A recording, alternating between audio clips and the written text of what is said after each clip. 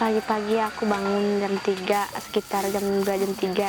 Udah itu udah mandi dulu, terus udah mandi baru masak nasi, masak ikannya. Ikan apa aja, ikan asin, terus udah itu dibungkus. Kalau kita mau kerja gitu, mau tani, kita bawa nasi, bawa air. Udah itu kita kerja di sana, pulang dari kebun bawa suluh bakar, nyuci beras sendiri, nenun. Pagi-pagi kalau nggak ke kebun kita nenun.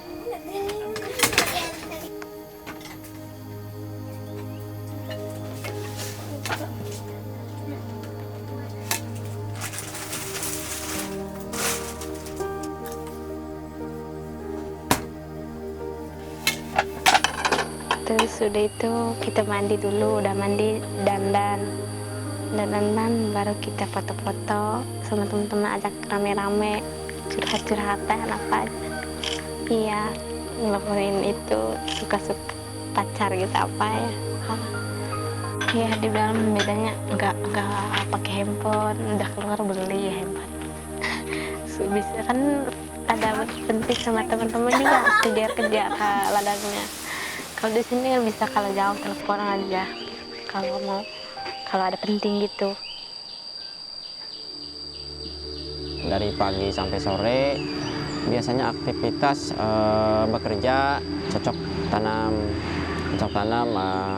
terutama misalkan kalau gini nanam padi, terus ada kegiatan misalkan bersih rumput, terus ada yang seperti nebang, terus kalau mau nanam padi lagi bakar-bakar. Terus sesudah itu kalau nggak ada kegiatan dari kebun, saya misalkan mendapat hasil bumi dari ladang, saya menjual untuk pasar, membawa dari hasil buminya, terutama pisang dan sebagainya, terus dan lain-lain. Terus saya mencari madu juga dari cari ke hutan, terus lalu memanen.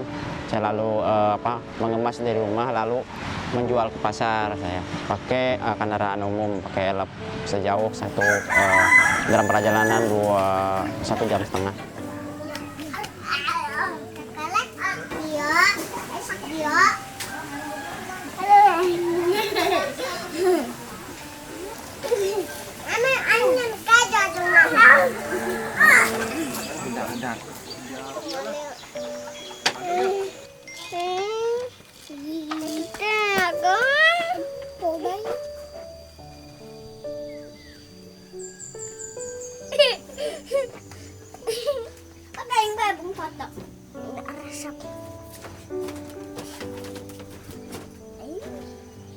Dia mangga merem.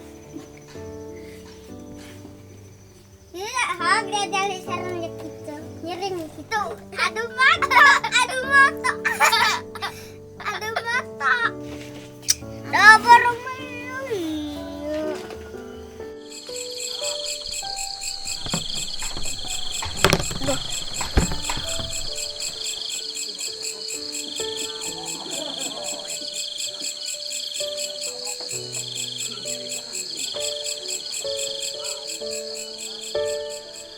sehari-harinya saya berladang, terus sambil berladang sambil kalau misalnya keliling ke kampung-kampung tetangga, foto-foto kain, terus di upload di IG, di Facebook juga. Kalau jualannya saya ada madu, kain tenun, ikat kepala, baju pangsi, bantrek baduy, sama kopi Baduy. Lumayan lah khas Baduy, kerajinan. Kalau di ladang paling bersih-bersih itu aja ladang. Kalau di kebun ngupris-ngupris, bersih-bersihin ladang sehari-hari.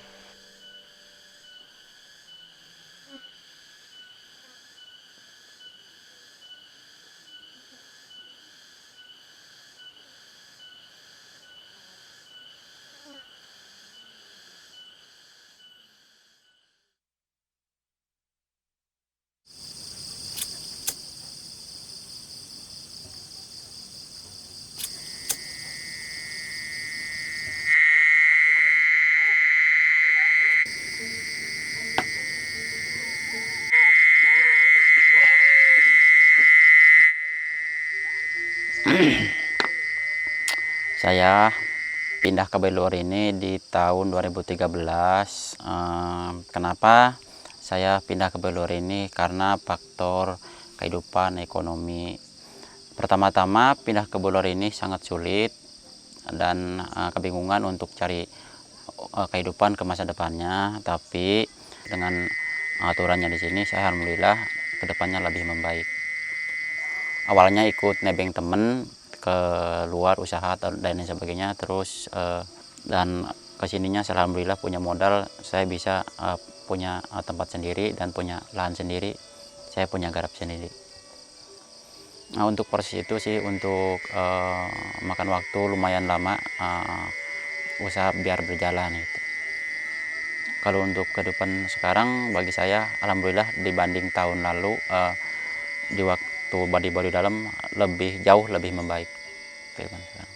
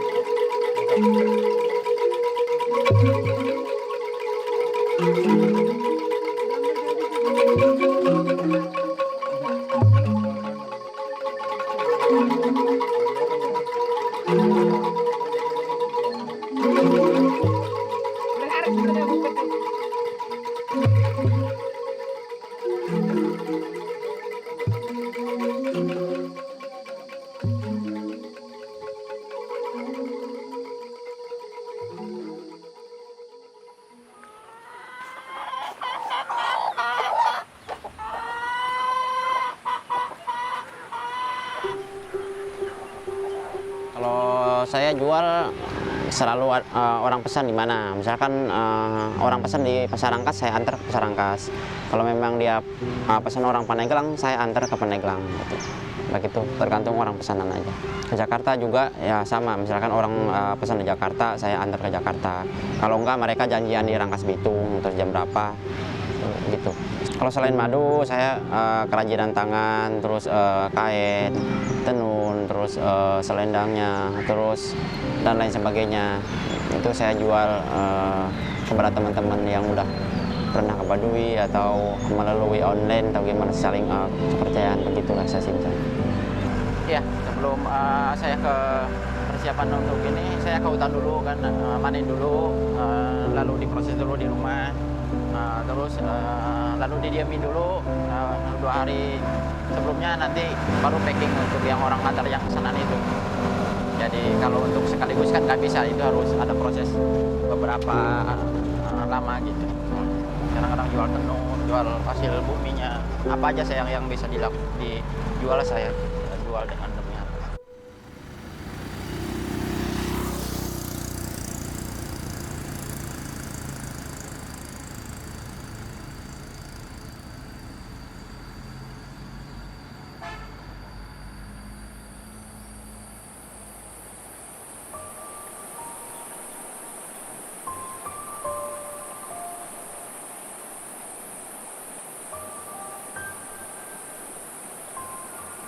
Iya, saya pindah dari Belinom karena aku suka sama seseorang yang tidak bisa bersatu sama dia. Soalnya itu kan saudara, nggak bisa.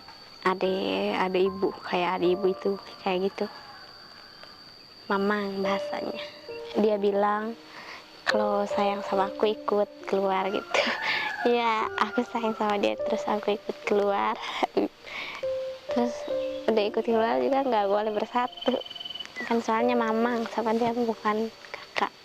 Udah diberi keluar kan pisah sama dia, harus dia jauhan, nggak bisa ketemu apa. Jadi sekarang harus move on dari yang aku cintai itu. Ketemu juga nggak boleh, kalau sering ketemu kan kalau udah suka ya suka aja, nggak bisa move on gitu. Kayaknya nggak bisa gitu, nggak bisa bersatu. Soalnya aku udah bilang sama dia, kamu doain aku doain dia pasti. Aku keluar sendiri, keluarga aku masih di dalam, tinggalin keluarga itu. Keluarga aku katanya harus lebih bawa lagi ke dalam, tapi aku nggak mau. Iya, udah mau kayak mau nyaman itu dibanding keluar, terus aku nggak pindah, nggak mau ke dalam lagi. Iya, lama udah berapa minggu ya dengan pikiran terus, bisa ke pikiran aku mau keluar apa enggak gitu pikirannya. Pasti aku mau keluar aja, kata aku, nasib aku banyak keluar. Biarpun gitu, soalnya aku diajak lagi ke dalam nggak mau. Soalnya itu aku lagi sedih banget sih, kasihan sama ibu bapak sama nenek. Terus aku nggak mau ke dalam lagi, soalnya itu mau bebas aja, mau bebas hati di sini.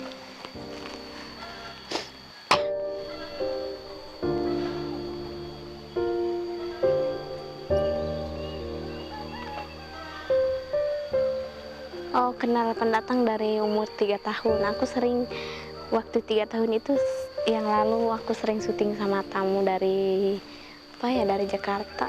Kalau pengen kayak mereka enggak, cuman aku mau kayak gini aja, mau duduk nggak mau keluar Baduy.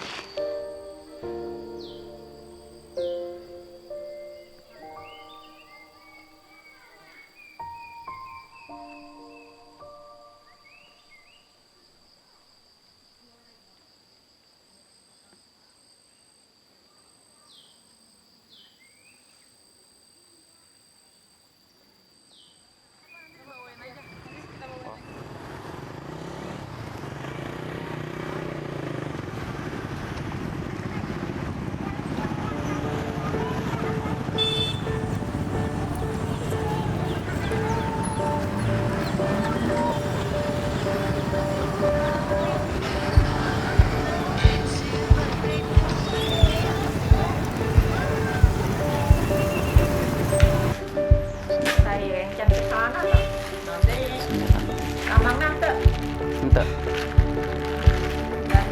Uangnya 100 nya. mohon.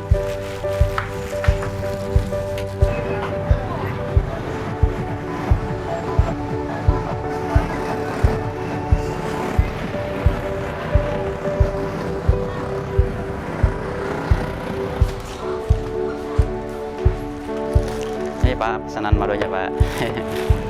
Ya, mari dibuka Pak ya. Ya, ayo. Yuk, makasihnya Pak ya. Ya, ya. Ya. Yuk, mari ya Pak ya. Yuk. Yuk.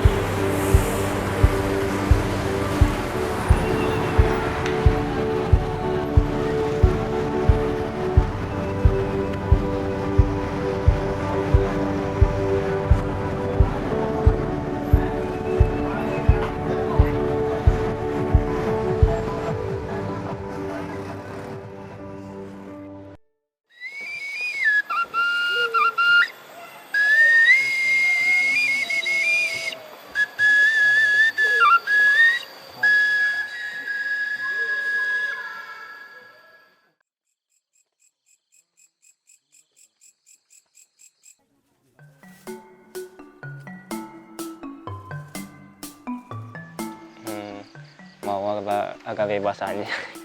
Kalau di luar kan boleh naik kendaraan apa gitu, elektronik seperti handphone apa. Lumayan juga cepat gitu, jarak cepat kalau ada kendaraan, ada handphone. Misalnya waktu dulu kan sebelum ada handphone, kalau jarak jauh harus langsung jalan. Kalau sekarang, kalau misalnya saya di kampung, tetangga di ladang atau di mana ada kecelakaan apa, langsung cepat kasih kabarnya. Terbantu banget kalau buat saya. Kalau adanya teknologi itu nggak kerja nggak terlalu berat gitu. Kayak duduk aja misalnya di rumah, yang penting ada sinyal, bisa kayak kayak ada yang jalan terus gitu, terus kayak dilihat terus sama temen di luar gitu. Kalau handphone itu taunya banyak temen juga, coba aja Kang buka di IG atau di Facebook katanya.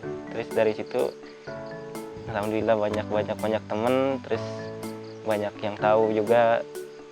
Terus kalau misalnya ketemuan sama orang-orang yang itu presiden gitu diupload, terus jadinya banyak yang lihat teman-teman gitu. Sama Ridwan Kamil belum ketemu, tapi kenal di IG. Terus barang-barang Mursyid diupload sama Ridwan Kamil. Waktu pulang dari Baduy langsung DM Mursyid, kata Ridwan Kamil, kalau ada waktu katanya mau bikin Baduy Store di Bandung. Terus tahu lanjut atau enggak?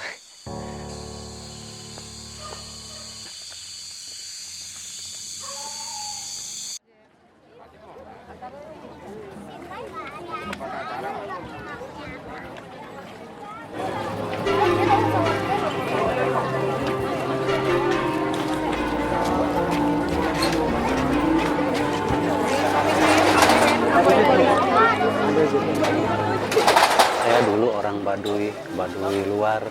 Tepatnya saya lahir dan besar di kampung Kaduketug, Desa Kanekes, Kecamatan Luidang, Kabupaten Lebak.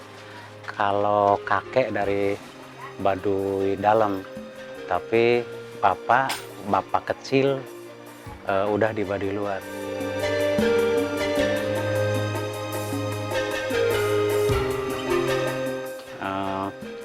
Saya turun dari Baduy atau keluar meninggalkan adat tahun 2006.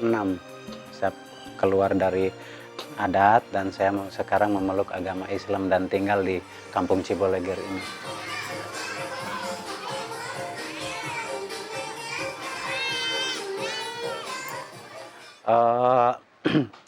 Awalnya waktu saya di Baduy, saya dipercaya sama adat untuk membantu adat, yaitu di kepala desa. Tepatnya pada saat itu saya sebagai panggiwa itu wakil kepala desa. Tapi kebanyakan yang saya lakukan pada saat itu mewakili Baduy kalau urusan-urusan luar. Dari faktor itulah awal cikal bakal ya saya ingin pergi keluar, karena waktu itu saya merasa di Baduy paling pinter gitu ya, maksudnya pinter dalam bahasa Indonesia. Begitu juga waktu itu saya udah bisa baca. Kalau lagi kumpul atau rapat atau lagi kita jadi utusan, baik itu di tingkat kabupaten atau pusat, itu sering saya kesulitan karena minimnya pengetahuan saya tentang dunia luar, khususnya tentang pendidikan. Bahkan maksudnya bertekad ingin nyekolahin anak. Dan tentunya sama adat tidak pernah dikasih izin, karena di adat tuh yang namanya sekolah itu nggak boleh. Saya sangat menyesal untuk keluar, sangat menyesal. Kalau bilang menyesal, sangat menyesal. Kenapa nyesalnya? Kenapa tidak dari dulu gitu. Coba kalau saya dari kecil bisa keluar, mungkin saya juga bisa menggali ilmu-ilmu luar yang yang sifatnya manfaat untuk masyarakat, untuk adat gitu. Jadi menyesalnya bukan menyesal ingin kembali lagi, tapi menyesal kenapa nggak dari dulu gitu.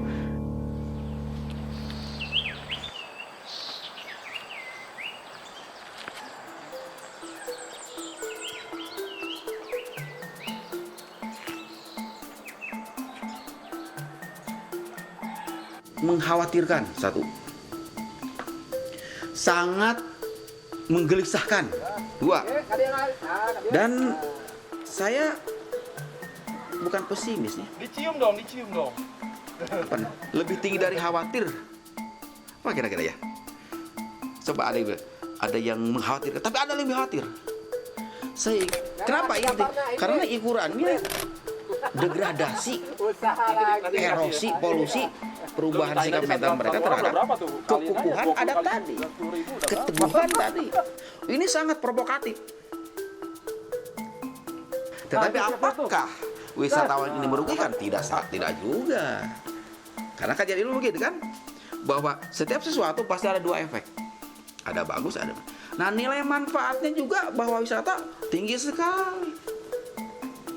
Saya bilang kemartabatan, kesetaraan ekonomi Baduy sekarang gara-gara dibuka wisatawan dan datang wisatawan menimbulkan kesejahteraan yang luar biasa. Fakta terakuratnya 80% wilayah tempat yang dilewati oleh para wisatawan penduduknya menuju sejahtera. Artinya wisata kepada Baduy sudah bisa dipastikan 75% adalah meningkatkan grade kesejahteraan Baduy. Termasuk Baduy dalam kajian dia sebagai apa? Porter, jasa kan?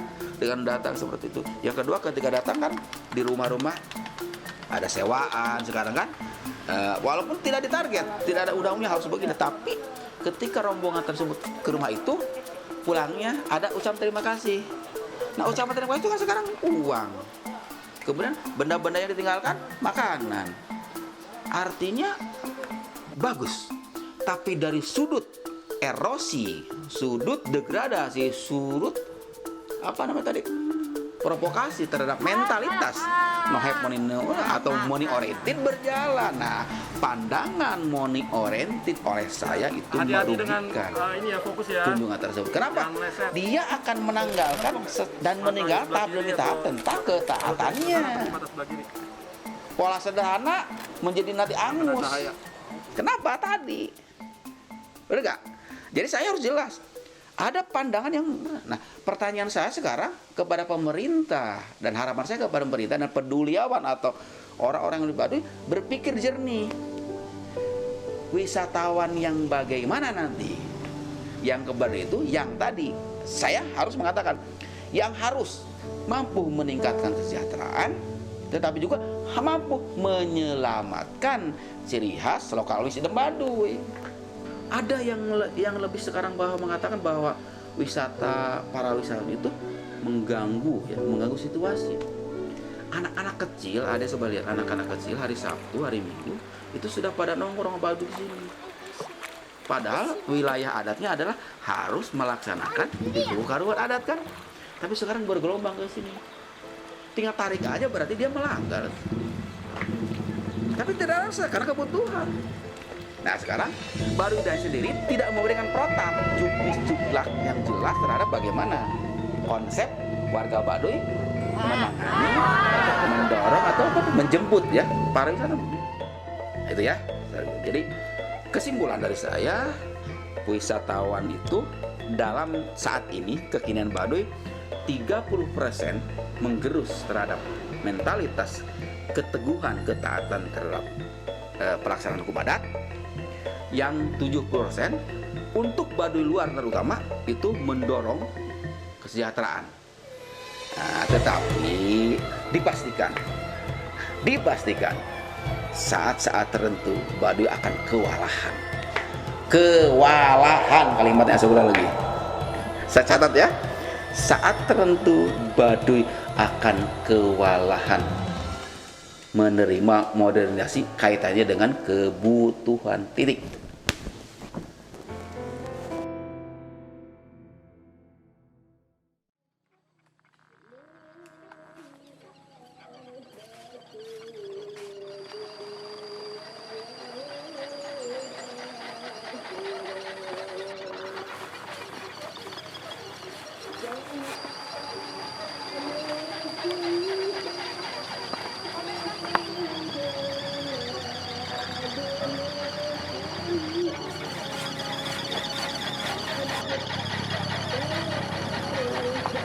Video ini nek.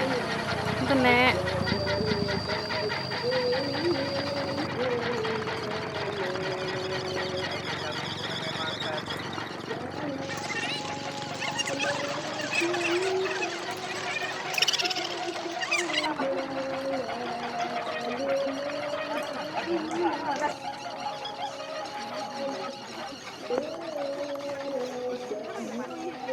Punten. Baru gini, ayo.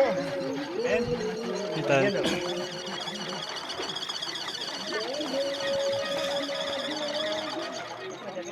Halo. Yo, dari rombongan mana, Pak? Rombongan dari Jakarta nih. Jakarta. Iya. Coba.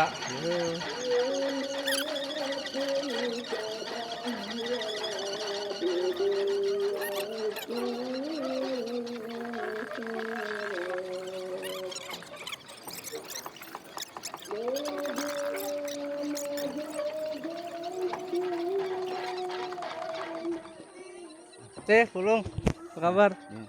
Pulang ya?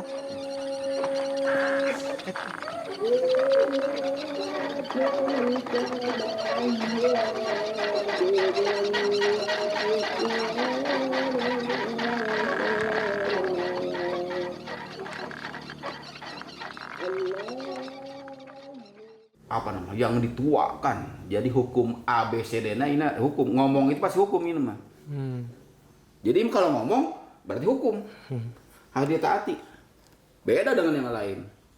Ini semua dengan kata-kata ini pasti